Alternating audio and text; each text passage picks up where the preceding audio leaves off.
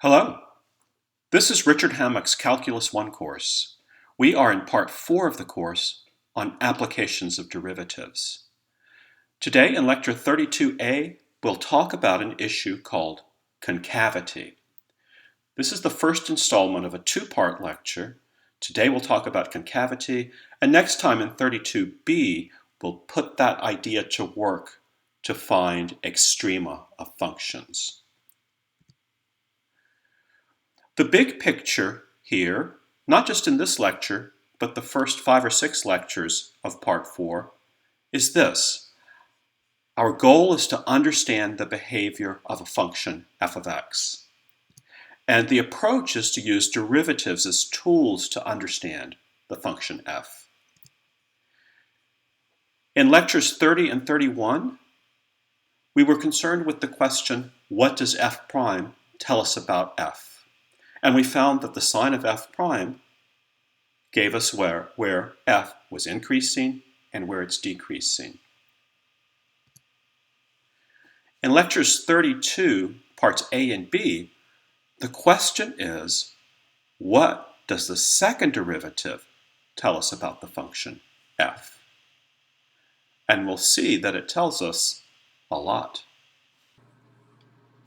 Today we're going to talk about another property that a function can have that's different from increasing and decreasing. It's called concavity. We're going to say that a function is concave up if its graph looks like this, like a bowl that could hold water.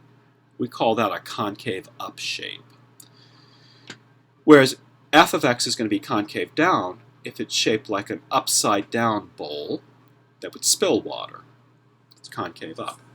And these are not related to increasing and decreasing. If you look at concave up, you're decreasing for part of concave up, and then you start increasing again.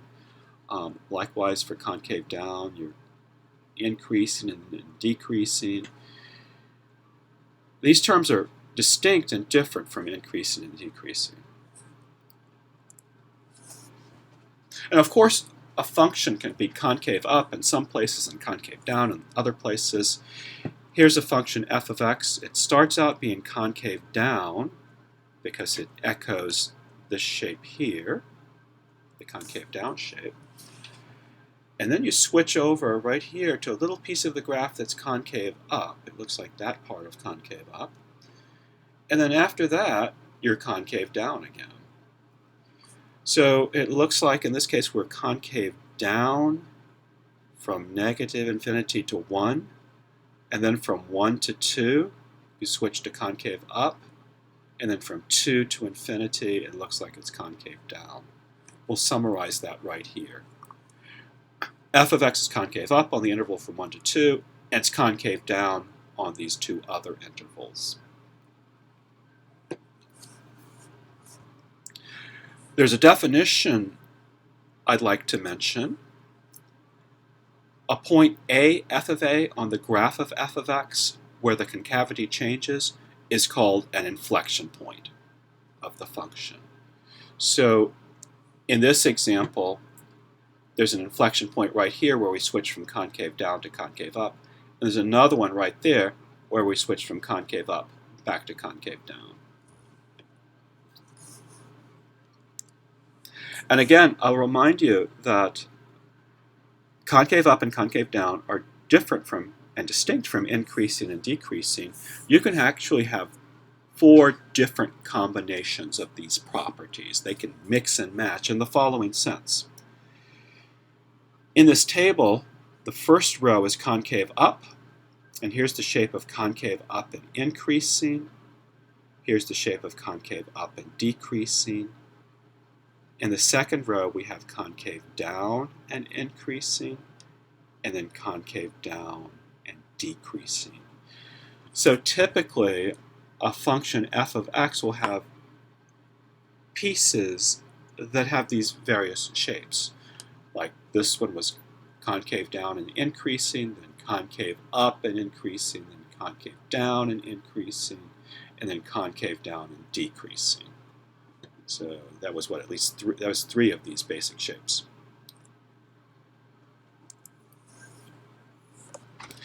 It turns out that concavity is very closely related to the second derivative of f of x. And I'll show you why. It's really simple. Look at this concave up graph. And here we have a critical number c where f prime of c is equal to 0. And I want you to think about the derivative of f. Y equals f prime of x. What does its graph look like? Well, it's got to cross the x-axis right at c because f prime of c is equal to 0. So that's an x-intercept for f prime. But look at what happens at the values of x before you get to c. For them, f of x was decreasing. And so we know the derivative of a decreasing function is negative. So where f is decreasing, f prime is going to be negative below the x-axis. And then where f of x is increasing, it's got positive slopes there, f prime of x is going to be positive. So f prime of x has a graph that looks like this. It switches from negative to positive right there at c. And that means f prime of x is increasing. But we know something about increasing functions. If a function is increasing, then its derivative is positive. So if this f prime of x is increasing, then its derivative, which is f prime of x, has to be positive. So look at that. Concave up means your second derivative is positive. Just like increasing meant first derivative was positive, concave up means second derivative is positive. What about concave down? Well, here's a concave down graph, and again I've got this point c where f prime of c is equal to 0. Think about the graph of f prime. Where f of x is increasing, we know that its derivative has to be positive above the x-axis. But where f of x is decreasing, its derivative f prime has to be negative. So f prime of x goes from positive through c to negative values. And that means f prime of x is decreasing. And we know that decreasing functions have negative derivatives. So the derivative of this f prime of x that's decreasing is going to be f double prime of x, and that's negative because f prime was decreasing. So here we have it. Concave down means the second derivative is less than 0. Just like f of x decreasing meant the first derivative was negative, f of x concave down means the second derivative is negative. Let's summarize that. Take note of this. It's a big observation on concavity. F of x is concave up, where f prime of x is greater than 0, and f of x is concave down, where f prime of x is less than 0.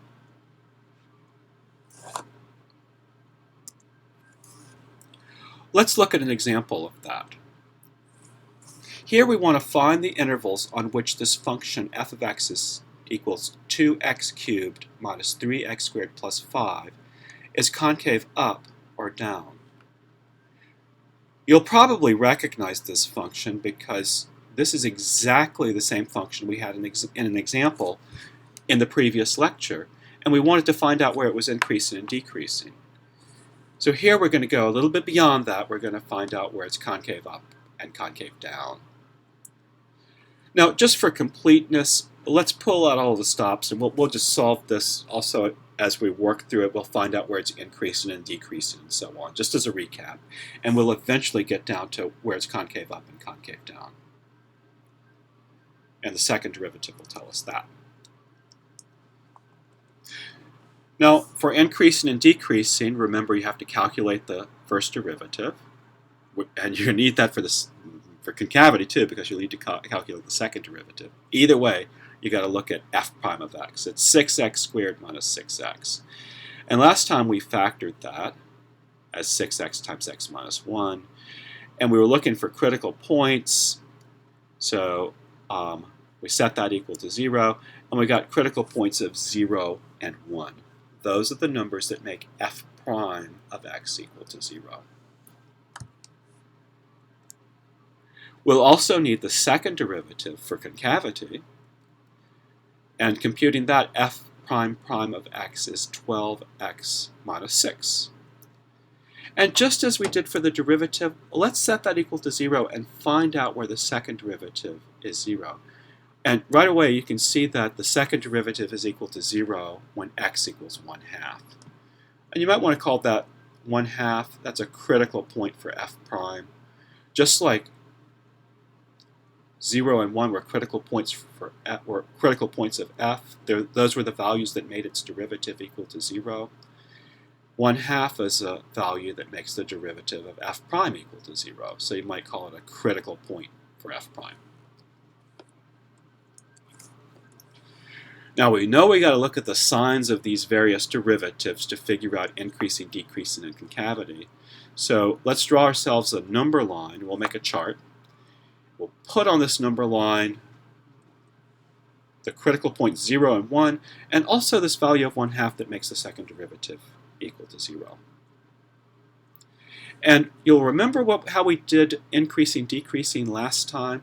We looked individually at the signs of 6x and x minus 1 on various intervals on the number line, and we multiplied them together to get the sign of f prime of x, which is their product.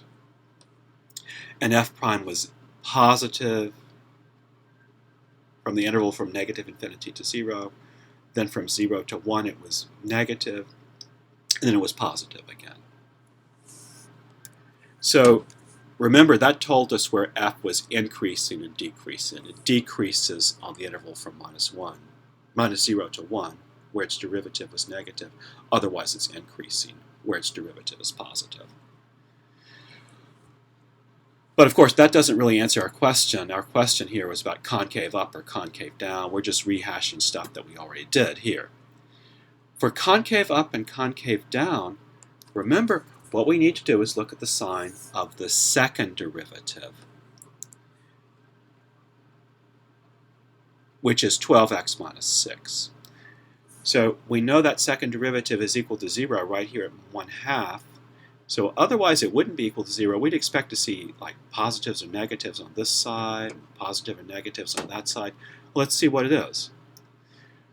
Well, to the right of 1/2, 12x minus 6, I think you can see that that's positive. Like plug in a 1, right? 12 times 1 minus 6, positive. So to the right of 1/2, f double prime of x is positive. Now what about to the left? We might take x equals 0. F double prime of 0 is 12 times 0 minus 6. That's minus 6, that's negative. So on the left side of 1/2, f prime prime of x is negative. So looking at this, you can see that f of x is going to be concave up, where its second derivative is positive. That's on the interval from 1/2 to infinity. F of x is going to be concave down on the interval from -infinity to 1/2, where the second derivative is negative. So we'll sum that up right here. And that answers our questions. We wanted to find the intervals on which f of x is concave up and down, and here they are. Now, just for completeness, before moving on from this example, which we just finished, I want to draw you a picture of what the graph of y equals f of x might look like from the information we just obtained. Let's take it interval by interval. From -infinity to 0, we're increasing and concave down. So the graph looks like this. From 0 to 1/2, we're decreasing and concave down. So decreasing and concave down is that shape. Then from 1/2 to 1, we're decreasing and concave up. So that's that shape. And finally, in the last interval from 1 to infinity, we're increasing and concave up. And that shape looks like this. So there's your f of x. And look, we've even got this inflection point right there where the concavity changed from down to up. That's our inflection point. You can see here that when you find the intervals of increase, decrease for a function, and also the intervals of concavity, you can get a pretty credible sketch of the graph of that function. Let's run with that idea in example 2. We'll sketch the graph of the function ln of x squared plus 1. And by sketch the graph of this function, I mean sketch it very carefully. We'll find the intervals of increase, decrease, the intervals of concavity, any inflection points, any local extrema, and we'll take all of that information and put it into the graph.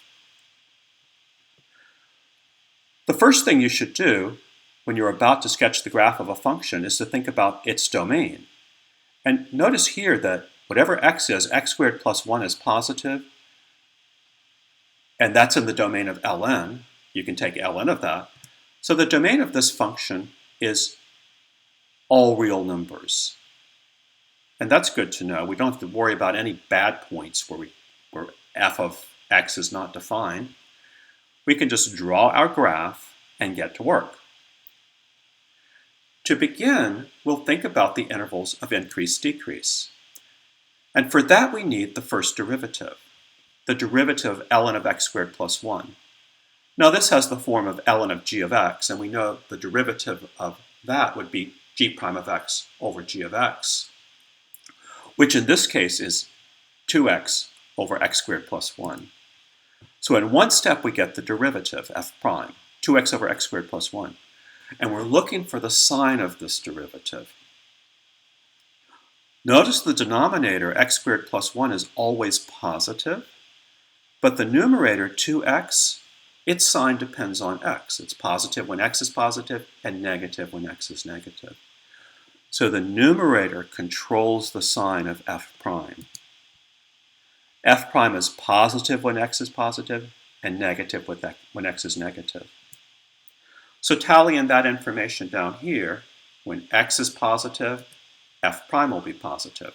When x is negative, f prime will be negative. So good, that's information we can use. And also notice that by the first derivative test, we switch from negative to positive right here at x equals 0 in the derivative. And that tells us we have a local minimum at x equals 0. And let's compute that. F of 0 would be ln of 0 squared plus 1, or ln of 1. That's 0. So that point would be right there at the origin. We'll draw it in. So that's our first point on the graph. Let's move on now to work out the intervals of concavity. We need to take the second derivative, the derivative of the derivative, and notice that f prime is a quotient, so we're going to use the quotient rule here. F double prime is the derivative of this quotient, so take the derivative of 2x, which is 2, times the x squared plus 1, minus the 2x times the derivative of x squared plus 1, all divided by the square of x squared plus 1. So that was the quotient rule. Everything else is simplification. Distributing the 2 in here, you get a 2x squared plus 2, and then a minus 4x squared on the numerator. And you got some like terms here, the 2x squared and the minus 4x squared. So we get this, and remember we want to find the sign of f prime, and the best way to do that is factor as much as you can. Factor out a 2 from the numerator, and you have 1 minus x squared, and that's a difference of 2 squares. So here is our second derivative, all factored. And we'll tally its signs down here. Notice that the denominator, it's squared, so that it's always positive. So these two terms, 1 minus x and 1 plus x, they're going to control the sign of f prime. You'll notice that f prime is 0 when x equals, f double prime is 0 when x equals 1 or negative 1. So let's make note of that here and here. So we get three intervals. This one, this next one, between -1 and 1, and the one furthest to the right. And we want to find the sign of f double prime on each of those intervals. And let's start with the rightmost interval. Why don't we just take a test point of 2 in that interval, plug it into f double prime, and see what we get. 2 times 1 minus 2 times 1 plus 2 over 2 squared plus 1 squared. That's a positive times negative times positive over positive. It's negative, so we'll put negatives here to indicate the second derivative is negative. Then we have this middle interval. A really convenient test point is x equals 0. F double prime of 0 is 2 times 1 minus 0 times 1 plus 0 over this positive denominator. Everything inside is positive, so f double prime is positive on this middle interval. And finally, we can take this -2, plug it into f double prime. F double prime of -2 is 2 times 1 minus -2, that's positive, times 1 plus -2, that's negative, divided by a positive. So positive times negative over positive is negative. So now we see that f double prime is negative on the first interval, positive on the second interval, and then negative again. So remember, it's going to be concave down where the f is going to be concave down where f double prime is negative, like here, and then we have an interval on which f is concave up, and then concave down again. So these points -1 and +1, you can see the concavity changing there. Those are going to correspond to inflection points on your graph. And let's plot those now. Let's plot f of 1. F of 1 is ln of 1 squared plus 1. That's ln of 2. Now ln of 2 is about 0.7. So let's plot that. That's 1 ln 2. And we'll plug in -1. F of -1 is ln of -1 squared plus 1. And again, that's ln 2. So we get the second inflection point, -1 ln 2. We now have 3 points on the graph, and we can hang the rest of the graph on those points by taking note of these intervals individually and observing increase, decrease in concavity. Let's do it interval by interval from the left. On this first interval, up to this inflection point, f is decreasing and it's concave down because its first derivative is negative and its second derivative is negative. So decreasing and concave down would look something like that. So we're starting to draw the graph of this function. Let's move on to this next interval from -1 to 0. Our function is decreasing and it's concave up. It's going to hook up with this point right here. So decreasing and concave up would look like that. Then we have an interval on which we are increasing and concave up.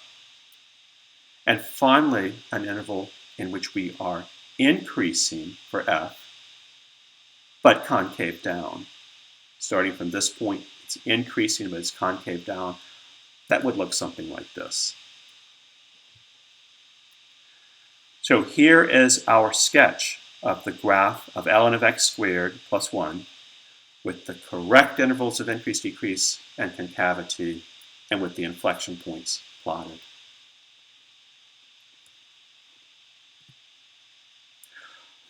That's it for today. Just a quick recap. Remember that the sign of f prime tells where f is increasing or decreasing. And the sign of f double prime, we learned today, tells where f is concave up or concave down. In our next lecture, we're going to put this to work and introduce what's called the second derivative test. And this test is another test that finds local extrema. It'll do the same thing that the first derivative test does. It'll just be another tool in your toolbox, but it's going to use the second derivative. So I'll see you then, and goodbye.